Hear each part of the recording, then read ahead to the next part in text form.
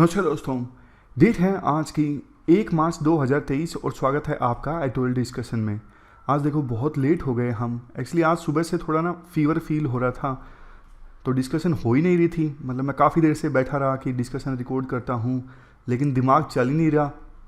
लेकिन अब रात हो गई, शाम हो गई डिस्कशन रिकॉर्ड करते करते। तो 2 आर्टिकल्स आज हैं, हम द हिंदू के डिस्कस करेंगे। दोनों द हिंदू के ही हैं। पहला एडोप्ट ए हेरिटेज स्कीम के एनालिसिस से संबंधित, दूसरा international courts and climate change, दोनों के बीच में क्या लिंक्स हैं, कैसे इंटरनेशनल जो कोर्ट्स हैं वो एक्टिव हो रही हैं क्लाइमेट चेंज को लेके। तो आज ये दोनों इश्यूज हम डिटेल से डिस्कस करेंगे और लेट हो गया उसके लिए सॉरी। चलिए डिस्कशन स्टार्ट करते हैं। फर्स्ट इंपॉर्टेंट आर्टिकल एडोप्ट ए हेरिटेज स्कीम के एनालिसिस से संबंधित है। आप जीएस पेपर 1 के इस टॉपिक से आर्टिकल को रिलेट कर सकते हो। नचिकेत चंचानी के द्वारा ये आर्टिकल लिखा गया है। देखो 2017 में ना सरकार ने एक कंट्रोवर्शियल स्कीम लॉन्च की थी, एडोप्ट ए हेरिटेज स्कीम, जिसके तहत जो कॉर्पोरेट ग्रुप्स हैं वो किसी हेरिटेज साइट को एडोप्ट कर सकते हैं। फॉर एग्जांपल लाल किला को। वो स्कीम देखो इतनी ज़्यादा सक्सेसफुल साबित नहीं हुई। अब उसी स्कीम को रिवैम्प करते हुए फिर से एक प्रकार से सेंट्रल गवर्नमेंट ने कहा है कि private firms, companies, public sector units ये ना यूनियन मिनिस्ट्री ऑफ कल्चर के साथ में टाई अप कर सकते हैं। टाई अप करने के बाद में प्राइवेट कंपनीज, पीएसयूज ये किसी स्टेट ओन्ड आर्कियोलॉजिकल साइट या फिर मोनूमेंट को मेंटेन कर सकती हैं, अडोप्ट कर सकती हैं। जैसे एग्जाम्पल के तौर पर कुतुब मीनार है या फिर झांसी का किला है। अब ये जो साइट्स हैं ना ये किसी प्राइवेट कंपनी के द्वारा अडोप्ट की जा सकती हैं। आपके मन में आया होगा ये प्राइवेट कंपनीज या फिर पीएसयू इन मोनूमेंट्स को या फिर हेरिटेज साइट्स को अडोप्ट करेंगी क्या? ये जो कंपनीज हैं ना या फिर पीएसयूज हैं ये वहाँ पे अपना टिकट ऑफिस इस्टेब्लिश करेंगे। इसके अलावा अपनी ब्रांडिंग कर सकते हैं, फैसिलिटीज़ मेंटेन करेंगे, मेंटेनेंस अच्छे से रखेंगे, जो स्पेस वहाँ पे अवेलेबल है उसको अपने हिसाब से यूज़ कर सकते हैं। नाइट में लाइट्स लगवा सकते हैं, जैसे लाइट शो होता है, रात को भी साइट पूरी तरह से जगमगाए, ऐसा प्रोविज़न हो सकता है। मतलब अपने ढंग से अडोप्ट करने के बाद प्राइवेट फर्म्स और पीएसयूज उस हेरिटेज साइट को या फिर मोनूमेंट को यूज़ करेंगे। अब राइटर कहते हैं देखो देखने में तो ये बात सही लगती है कि कोई भी company, for example private company CSR के तहत यानी कॉर्पोरेट सोशल रिस्पॉन्सिबिलिटी के तहत वहाँ पे म्यूजियम इस्टेब्लिश करवाता है, टॉयलेट इस्टेब्लिश करवाता है, इंटरप्रिटेशन सेंटर इस्टेब्लिश करवाता है। देखने में सब कुछ सही लगता है, बट देखो इसमें ना बहुत सारी दिक्कतें हैं। दिक्कतें क्या हैं? सबसे पहले प्राइवेट कंपनी रात को अगर लाइटें जलवाएगी, नाइट शो होगा तो ज़्यादा टीयर एंड वियर होगा। टीयर एंड वियर मतलब रात को तो कम से कम थोड़ा टाइम मिल जाता है बिल्डिंग को। हालांकि बिल्डिंग कोई लिविंग चीज़ तो है नहीं कि रात को आराम मिल गया, लेकिन राइटर के अनुसार कम से कम रात का टाइम जो था वो ठीक ठाक रहता है बिल्डिंग के लिए। बट अब रात को भी लोग आएंगे तो ज़्यादा जल्दी से पतन होगा बिल्डिंग का, उस हेरिटेज साइट का। दूसरी चीज़, अब देखो किसी कंपनी को या फिर पीएसयू को ये आज़ादी दी जाएगी कि वहाँ पे मोनूमेंट के आसपास खाली पड़े स्पेस को वो रेस्टोरेंट इस्टेब्लिश करने में इस्तेमाल कर सकता है। इससे होगा क्या, आमतौर पे जो हेरिटेज साइट्स होती हैं ना उसके आसपास कंस्ट्रक्शन पर बैन होता है। बैन इसलिए होता है कि अगर हेरिटेज साइट के आसपास खुदाई की जाए तो हो सकता है कि उसी मैटर जिससे संबंधित वो हेरिटेज साइट है, फॉर एग्जाम्पल अशोका की कुछ हेरिटेज साइट है, एडिक्ट है, हो सकता है कि उसी से संबंधित कोई और चीज़ मिल जाए। इसलिए ना हेरिटेज साइट के आसपास खुदाई पर बैन होता है। बट जब प्राइवेट कंपनीज या पीएसयूज किसी हेरिटेज साइट को अडोप्ट करेंगी और आसपास रेस्टोरेंट बनवाएंगी तो फिर वो जो कंसेप्ट है ना कि खुदाई पर बैन है वो वायलेट हो जाएगा। अब नेक्स्ट चीज़ ये बोली जाती है आर्टिकल में कि पीएसयूज जब ये हेरिटेज साइट्स या मोनूमेंट्स अडोप्ट करेंगे ना, पीएसयूज या फिर कंपनीज, उनको ना इतना एक्सपीरियंस नहीं होता। गुजरात के मोरबी में एक हादसा हुआ था, वहाँ पे कॉलोनियल इरा का एक ब्रिज था जिसको मेंटेन करवाया गया, रिनोवेट करवाया गया एक कंपनी के द्वारा जिसके पास एक्सपर्टीज़ नहीं थी। थोड़ा बहुत ऊपर ऊपर से ठीक किया गया, पुल जनता के लिए ओपन कर दिया गया, लेकिन भारी भीड़ आई, वो पुल टूट गया, काफ़ी लोगों की जान चली गई थी। तो ये दिक्कत होती है प्राइवेट कंपनीज और पीएसयूज के साथ जब वो किसी साइट को अडोप्ट करती हैं। अब नेक्स्ट चीज़ आर्टिकल में ये बोली जाती है, कुछ मोनूमेंट्स जो देखो जो सिलेक्ट किए गए हैं इस स्कीम में, वो ऑलरेडी ऐसे हैं जहाँ पर अच्छा खासा इंफ्रास्ट्रक्चर है।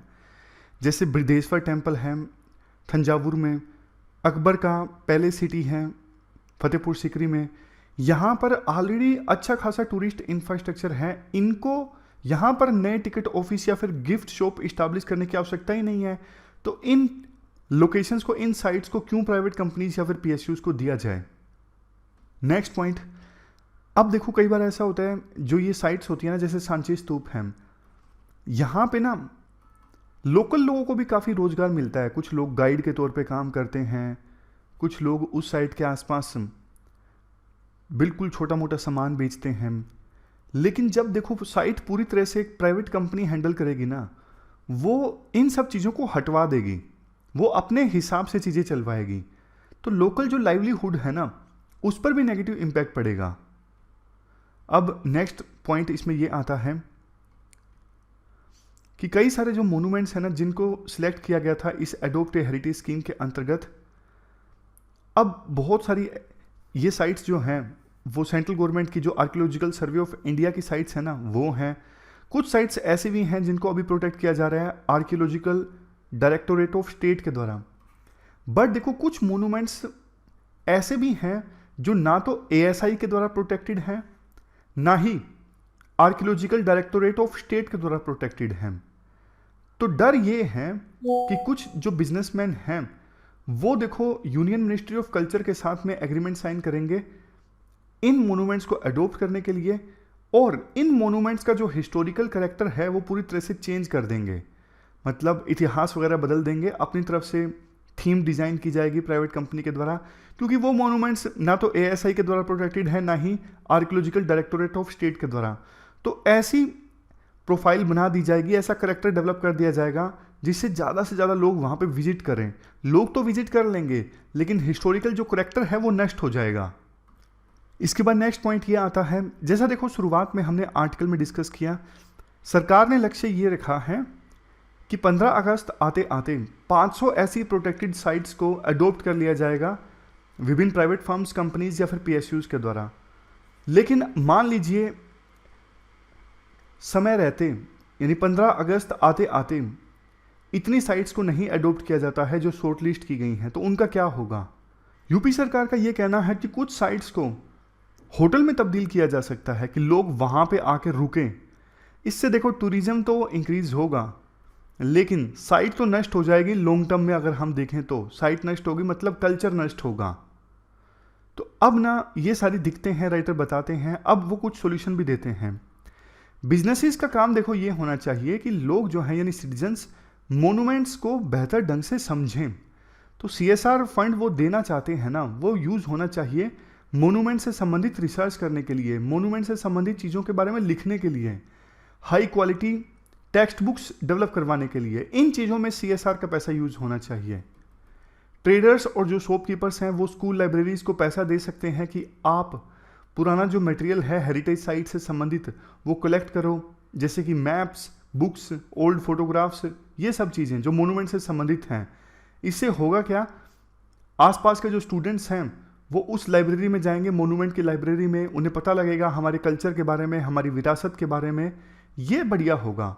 जैसे देखो सुधा मूर्ति एंड नारायण मूर्ति हैं, इन्होंने कुछ पैसा दिया था Bhandarkar oriental research institute Pune में जो है, इस इंस्टीट्यूट को, ये जो इंस्टीट्यूट है वो आर्कियोलॉजिकल एविडेंस से संबंधित हिस्ट्री लिख रहा था, रिकॉर्ड जो उसको प्राप्त हुए उसके बारे में लिखा जा रहा था इस इंस्टीट्यूट के द्वारा। तो सुधा मूर्ति और नारायण मूर्ति ने पैसा दिया कि हाँ आप लिखते रहिए। कुछ यूनिवर्सिटीज़ ऐसी हैं जिनकी फंडिंग ड्राई हो गई है, जो हिस्ट्री में रिसर्च करती हैं, अलग अलग चेयर्स हैं, तो उन यूनिवर्सिटीज़ को फंडिंग प्रोवाइड किया जा सकता है कॉर्पोरेट ग्रुप्स के द्वारा सीएसआर के तहत। इसके अलावा इन कॉर्पोरेट ग्रुप्स के द्वारा ना, जैसे टाटा सन्स, ओएनजीसी, ये कंपनीज क्या करती हैं, इंडिविजुअल्स को ट्रेन करती हैं ताकि वो इंडिविजुअल्स ऐसे मोनूमेंट्स को रिस्टोर कर सकें जो अभी खस्ता हालत में हैं। मोनूमेंट्स को रिस्टोर करने की स्किल्स प्रोवाइड करती हैं। इससे जॉब्स भी जनरेट होती हैं और जो मोनूमेंट्स या फिर साइट्स खस्ता हालत में हैं वो ठीक भी होते हैं। अभी आवश्यकता ये है, जैसे ऐसी ऑर्गेनाइजेशंस है ना, DRONAH, development and research organisation for nature arts and heritage foundation, इसके अलावा centre for advancement of traditional building technology and skills, इन ऑर्गेनाइजेशंस, ये ऑर्गेनाइजेशंस जो मोनूमेंट्स को प्रोटेक्ट करने का काम करती हैं क्लाइमेट चेंज जैसे फेनोमेनन से, इन ऑर्गेनाइजेशंस को सपोर्ट करने की आवश्यकता है। तो ये हमने पूरा आर्टिकल डिस्कस किया, एक प्रकार से एडोप्ट हेरिटेज स्कीम का ये एनालिसिस है जो हमने इतने ज़्यादा डिटेल से डिस्कस किया। चलते हैं आगे। इसके बाद next article international codes and climate change से संबंधित है। आप जीएस पेपर 3 के इस टॉपिक से आर्टिकल को रिलेट कर सकते हो। इसके बाद next article international codes and climate change से संबंधित है। आप जीएस पेपर 3 के इस टॉपिक से आर्टिकल को रिलेट कर सकते हो। क्या कंटेस्ट है? देखो, 16 देशों के ग्रुप ने ना एक काफ़ी बहादुरी से लड़ाई स्टार्ट करी है क्लाइमेट चेंज की समस्या के अगेंस्ट। इन छोटे छोटे 16 देशों का लीडर है एक छोटा सा देश वनुअटू। ये देखो, ऑस्ट्रेलिया के पास ये छोटा सा आइलैंड कंट्री है ना वनुअटू। ऐसे से छोटे छोटे 16 देश हैं साउथ पैसिफिक ओशन में और दूसरी जगहों पर जो क्लाइमेट चेंज के खतरे से सबसे ज़्यादा वल्नरेबल हैं, आप कह सकते हो। इन्होंने ना एक एडवाइजरी ओपिनियन मांगी है इंटरनेशनल कोर्ट ऑफ जस्टिस से। देखो, कोई भी देश इंटरनेशनल कोर्ट ऑफ जस्टिस में जा सकता है। दो तरह की ज्यूरिडिक्शन है इंटरनेशनल कोर्ट ऑफ जस्टिस के पास में, एक कॉन्टेंशियस, एक advisory.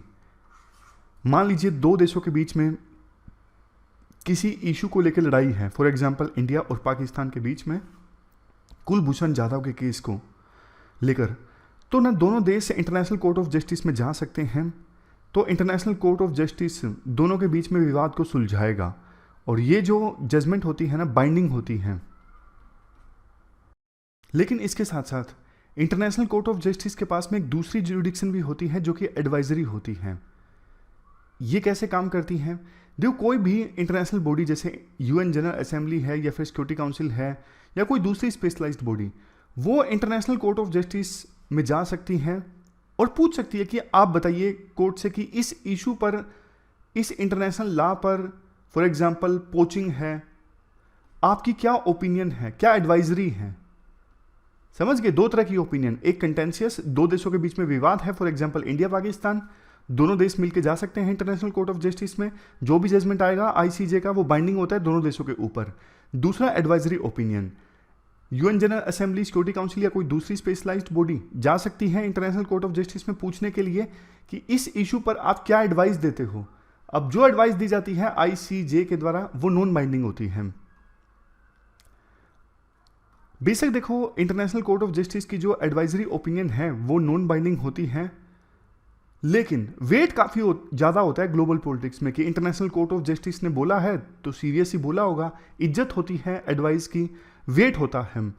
International court of Justice की जो ओपिनियन है ना क्लाइमेट चेंज के ऊपर, क्योंकि वनुअटू ने पिटीशन फाइल की है क्लाइमेट चेंज से संबंधित, तो जो एडवाइजरी ओपिनियन आएगी आईसीजे की इस इशू पर, उससे ना नेशनल लेवल पर क्लाइमेट संबंधित लिटिगेशन को एड्रेस करने में काफ़ी मदद मिलेगी।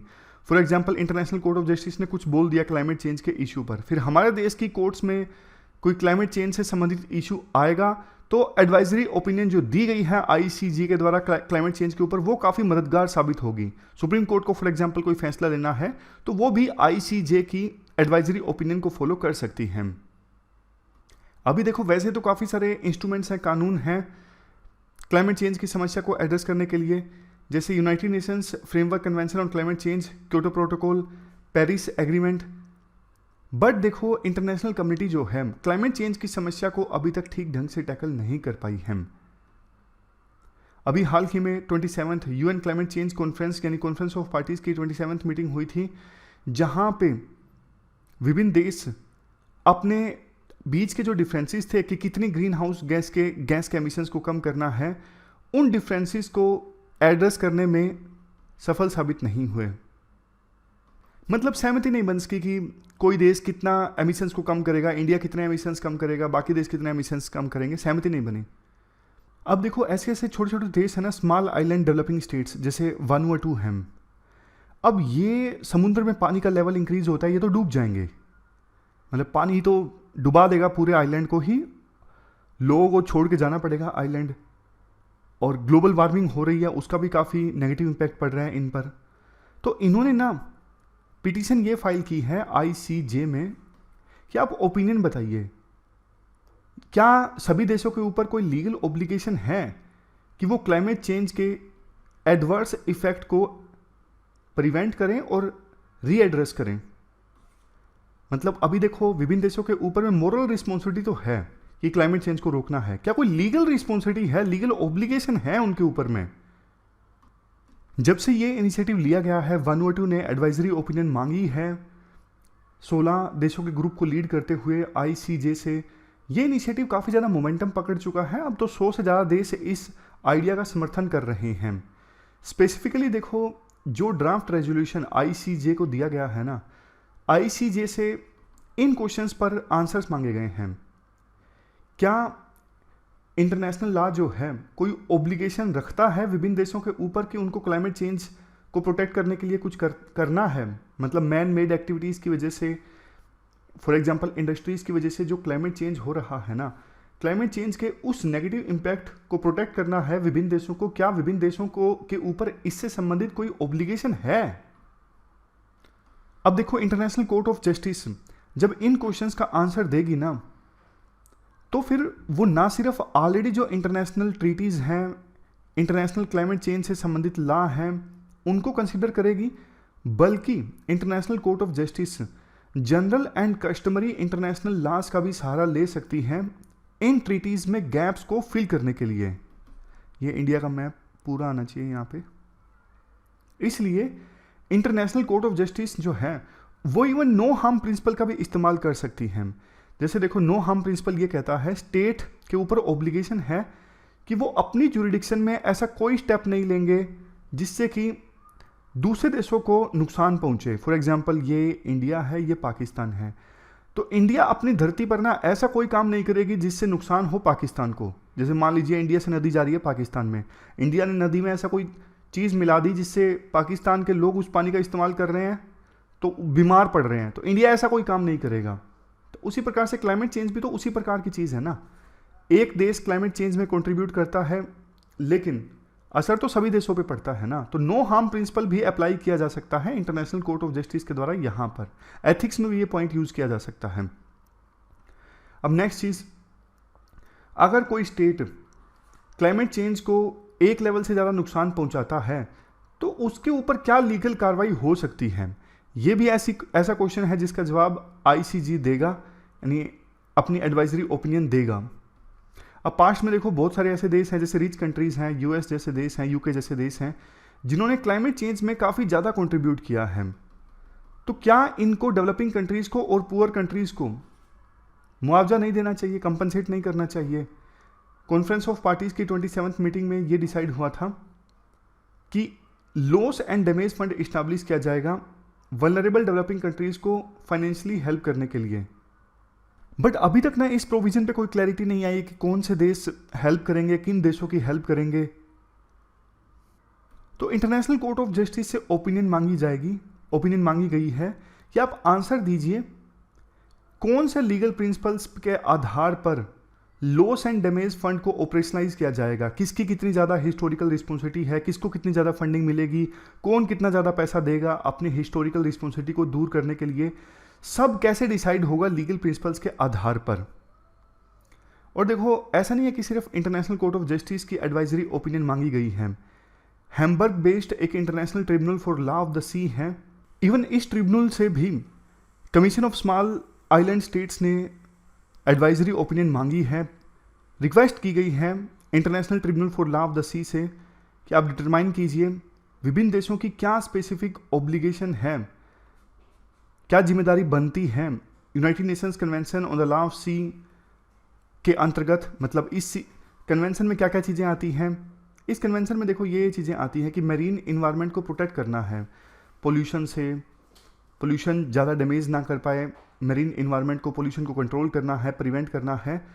तो ये जो चीज़ें हैं ना आती हैं United Nations Convention on the Law of Sea के अंतर्गत, और इस कन्वेंशन के अंतर्गत विभिन्न देशों के ऊपर क्या ऑब्लिगेशन है कि वो कैसे काम करेंगे। मान लीजिए कोई देश जो है नहीं करता है, मरीन एनवायरनमेंट को नुकसान पहुंचाता है, हाई सीज को, हाई सीज मतलब जिस पर सभी देशों का हक होता है, 200 नॉटिकल माइल्स के बाद वाला जो एरिया है, तो कोई देश नुकसान पहुंचाता है मरीन एनवायरनमेंट के ऊपर, उसके ऊपर लीगल ऑब्लिगेशन क्या है, समझ गए। लास्ट में राइटर ये बोलते हैं, देखो ये जो इनिशिएटिव्स है ना, इंटरनेशनल कोर्ट ऑफ जस्टिस की एडवाइजरी ओपिनियन मांगना, इससे बेशक ये ओपिनियन नॉन एडवाइजरी है, जैसे नॉन बाइंडिंग है, जैसा कि शुरुआत में मैंने आपको बताया, बट इनका लीगल वेट है। विभिन्न देशों को स्वागत करना चाहिए इन छोटे छोटे देशों के इन इनिशिएटिव्स का। और G20 जैसे जो प्लेटफॉर्म्स हैं वहाँ पर भी इन इनिशिएटिव्स को और इनिशिएटिव्स में जो क्वेश्चन उठाए गए हैं, ICJ से जो ओपिनियन मांगी गई है, उन पर डिस्कशन होना चाहिए। तो इंडिया के पास अभी प्रेसिडेंसी है G20 की, एक अच्छा स्टेप होगा अगर इंडिया इन इनिशिएटिव्स को लेके चर्चा करता है, ताकि क्लाइमेट चेंज जो बहुत गहरी समस्या होती जा रही है उनको एड्रेस करने की दिशा में हम आगे बढ़ें। तो ये पूरा आर्टिकल हमने डिस्कस किया। हमारी आज की इस डिस्कशन में इतना ही है। आज 2 इश्यूज हमने डिस्कस किए। Thank you very much for discussion.